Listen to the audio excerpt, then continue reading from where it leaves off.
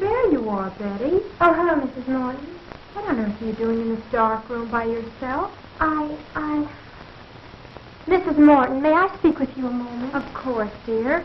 But why aren't you with the others in the laboratory? That place frightens me. Oh, it's not that bad. Although I admit it's a bit gloomy. And that horrible mechanical man. I can't stand to look at it any longer. You're overwrought, Betty, dear. There's nothing horrible about a mechanical man. Frank has been working on it for 2 years now. And Jim has been helping us for a year. I know, Mrs. Morton. And I don't approve of James going any further with this experiment. But why, dear? Oh, I know it's silly of me to feel this way. But not everything looks so weird. Haven't you ever thought that something is going to happen to you? Something you know is going to be terrible? And yet you can't explain what that something is. Now, my family is around. I don't know. But somehow I have a feeling I'll never marry him. Why, Betty, I've never heard you talk this way all the time I've known you. Is this the wedding day set for tomorrow? Yes, sir. Oh, Mrs. Morton, you don't suppose anything has happened to James, do you? I mean, could anything possibly go wrong with the experiment tonight? Of course not, dear. What are you saying? I don't know. I just can't stand to have a mechanical man look. I have a feeling I've had it before. That's absurd. It's just a dough that knows food. Doesn't know how it's baked or cooked. I could swear I've seen it look at me repeatedly. Almost as if it was sneering. That's it. It's nice. Well, I'll go back to the room. Yes, thank you. What's the matter, child? You're trembling. Oh, I'm sorry. I'll be all right. Honestly, I will. You go on back, and I'll be back shortly.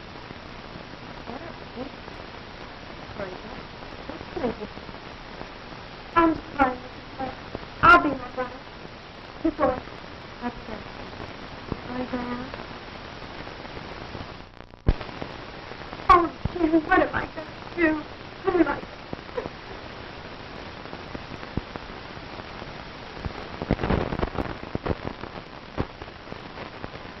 There we are. Now that should be just about it. Gee, Pop, will you work now? I hope so, son. Oh, Uncle Frank, are you going to make him walk? Yes, in a few moments, Janet. Oh, I'm so excited. Good. Will he be able to talk to Uncle Frank? Of course not, silly. Uncle Frank told you that 20 times yesterday. No, Mary's right, Janet. You see, this is just a mechanical man. He won't be able to talk. That's about the only thing he won't be able to do, though, Janet. You're right, John. The doctor's mechanical man will be able to do about everything a human being can do, except talk. How do you feel now that your work is about completed, Frank? Wonderful, Jane. And I want to thank all of you for standing by me. You've all been a great help. And without you, I don't know what I'd have done. Well, it isn't every day that one has a distinguished brother who invents a mechanical man. And I certainly appreciate the opportunity you've given me, Dr. Morton, by allowing me to assist you in the experiment. That goes for me, too, Dr. Morton. Well, I've learned more in the past month than any of my college classes taught me. You're all very kind, but our work isn't finished yet. We still have a few more things to do, and then we'll all know whether our time has been wasted or not. I'm afraid Betty doesn't share our enthusiasm for the mechanical man, Doctor. Yeah, and she was crying when she left. How do you know? I saw her and she had her handkerchief up to her eyes. Crying? No, what on earth for? The girls are right, Dr. Morton. My sister seems to feel there's something wrong in what we're doing. But that's foolish. There's nothing to be afraid of. I know, Dr. Morton, but Betty is a very sensitive girl. She feels that we're exceeding our limits. I'm sure she'll feel differently when she sees the results. Perhaps I'd better go to her. No, James. I know my sister pretty well. It'd be better to leave her alone for the time being. When are you going to time out, Pop? Patience, son. Patience. Now, so hand me that iron, John. This one? Right.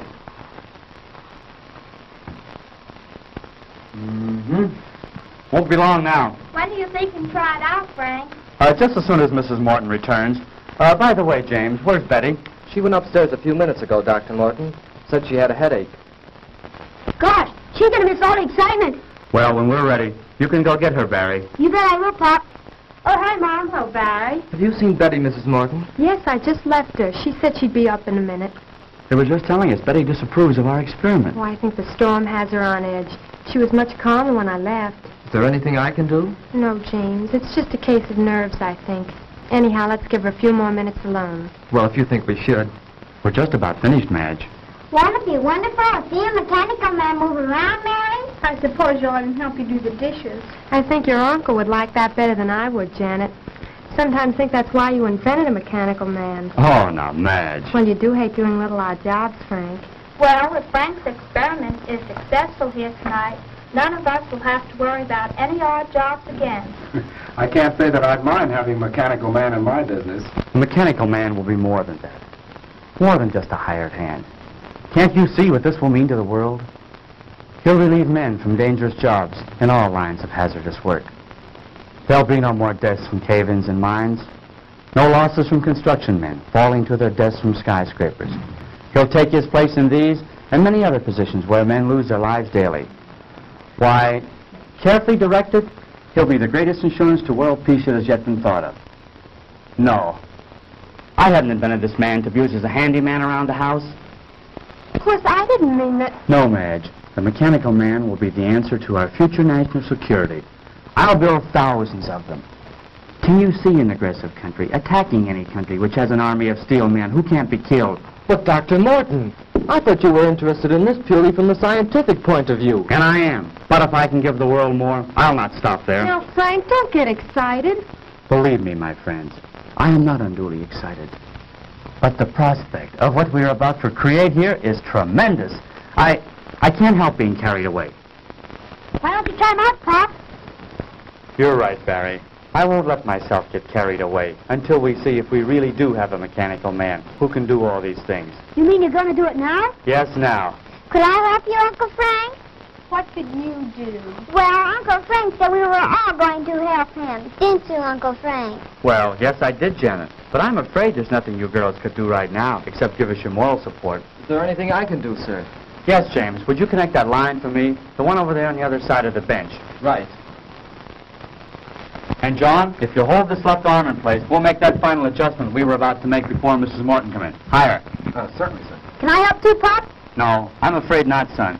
You stand over there with Mary and Janet. There'll be plenty you can all do later on. Oh, gee, I don't ever get to do nothing. You come over here by me, dear, and stay out of your father's way. Oh, gee. I think we've got it. That should do it, Dr. Morton. Well, I guess that just about gets it, sir. Good, good. Now we'll see if all our work has been in vain. Here, give me a hand. Oh, Betty, we didn't see you come in, my dear. Darling, you look so pale. I'm all right, Jim. I've been worried about you, but Mrs. Morton said to leave you alone for a few minutes. Yes, I'm afraid I've been behaving rather badly. Everything seems to be getting on my nerves now. Well, everything will be all right now, Betty. I'm glad you're here. We're just about to prove our experiment. Dad can make them walk, Betty. That's fine, Barry. I'll be with you in a moment, dear. Please go on. Don't let me interrupt your work. Come over here by me, dear. All right. Now, James, if you pull the switch up there. Right.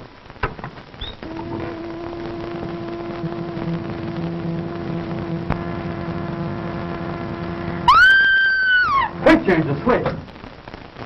What is it, Betty? Tell us. It moved. It moved. Yes, I know. I was just about to set the man up and start him walking. But did you see that expression in his face? No. No, I don't know what you're talking about. There's no expression in his face, Betty. He's just a mechanical man. But he looked at me. I swear he was staring at me. There now, dear. You're all upset again. Come with me. Oh, I'm sorry, but I... Better take her upstairs, Madge. Give her a sedative. I will, Frank. Come with me, dear. All right. Shall I come along? No, James. I think it's better if we go alone. Dr. Morton, do you think that... No, she'll be all right, James. Now, let's get back to where we were.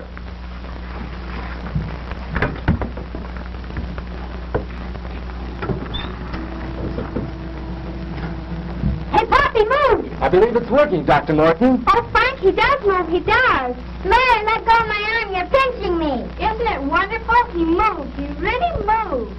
Now we'll see how he reacts to my directions. Oh, Frank, he almost seems human. Yes, this exceeds my wildest hopes. He's strong, too. Just feel the resistance in his arm. I can see what Betty meant now. I could swear I saw him sneer just then. That's nonsense. This is a man of steel, John. He has no mind, no willpower of his own. You're all overwrought. As you know, he's controlled by voice impulses. Take one step forward. Wonderful. Wonderful. Now walk forward. Return to the bench. I said return to the bench. Stop him, James. Back. Back to the bench. Oh, so that's the way you want it.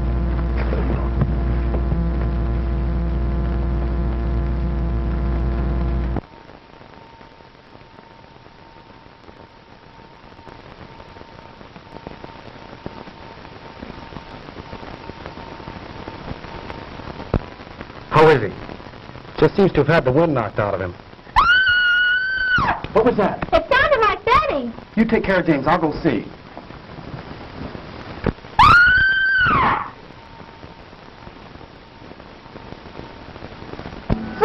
Frank! Madge, what is it? Oh, it was terrible, terrible. The mechanical man. What about him, Mrs. Morton? He came into the room where Betty was resting. Go on. And he scooped her up in his arms and he carried her up. I came running down here as fast as I could. Come on, John. We've got to stop that thing. Yes, sir. Oh, what have we done?